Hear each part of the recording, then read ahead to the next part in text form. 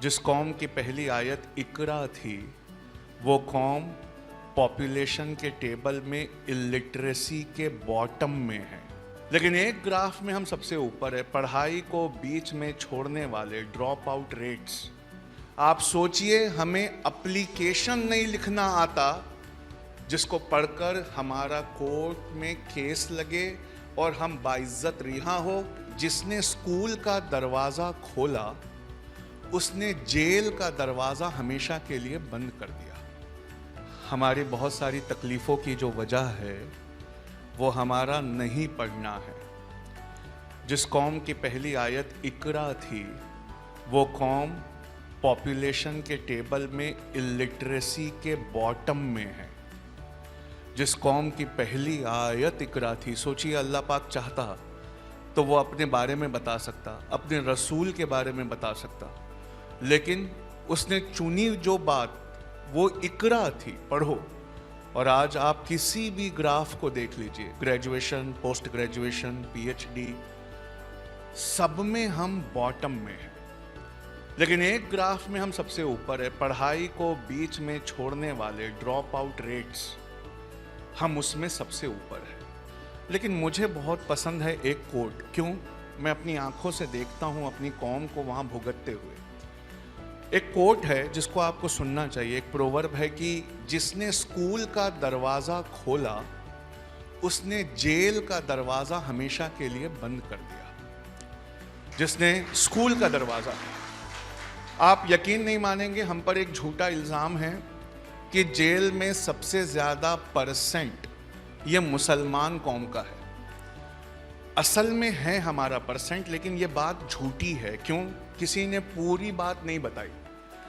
Jail में सबसे ज़्यादा बेगुनाह मुसलमान जिनका कोर्ट में केस भी नहीं लगाया जाता, वो कौम मुसलमानों की है।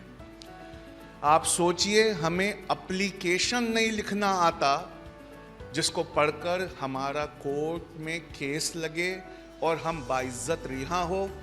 इसीलिए आप ऐसी न्यूज़ जब सुनते हैं तो अंदर तक रूह हमारी तड़प जाती है कि 25 साल बाद किसी को बेगुनाह रिहा किया गया, 16 साल बाद किसी को बेगुनाह रिहा किया गया। मैं आपको एक लाइन सुनाऊं जो आपको रातों की नींद हराम कर दे। सबसे ज़्यादा बिना सबूत के झूठे इल्ज़ामों से रिहा होने वाली कौम भी मुसलमान है। जब हम नहीं पढ़ते हैं तो हमारे घर में पाइप्ड वाटर नहीं आता है। एमडी चेस्ट बैठे हुए हैं, वो आपको बताएंगे, साइंटिस्ट बैठे हुए हैं। क्यों? किसी भी कौम को उसके हक दिया जाए, इसके लिए ज़रूरी है कि उस कौम को कम से कम ये पता हो कि उसके हक क्या है। हमें वो हक ही नहीं मालूम। इसलिए ना हमारे घरों में इलेक्ट्रिसिटी, सबसे कम प्रतिशत इलेक्ट्रिसिटी आने का वो हमारे मोहल्लों में है। सबसे कम प्रतिशत पानी आने का, पाइप्ड वाटर, नल आने का, सबसे कम प्रतिशत अच्छे क्लिनिक्स होने का वो हमारे मोहल्लों में है।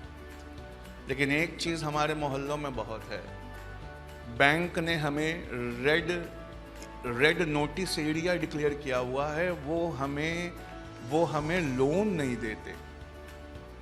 क्यों नहीं देते? क्योंकि हमारे वो लोग जो जानते हैं कि उनके साथ नाइंसाफ़ी हो रही है, लेकिन उन्हें कतई अंदाज़ा नहीं है कि इसके खिलाफ आवाज़ कहाँ उठाई जा सकती है। मुसलमानों को बस एक जगह पता है जहाँ वो आवाज़ उठाते हैं, फ़र्ज़ समझकर, और वो व्हाट्सएप है।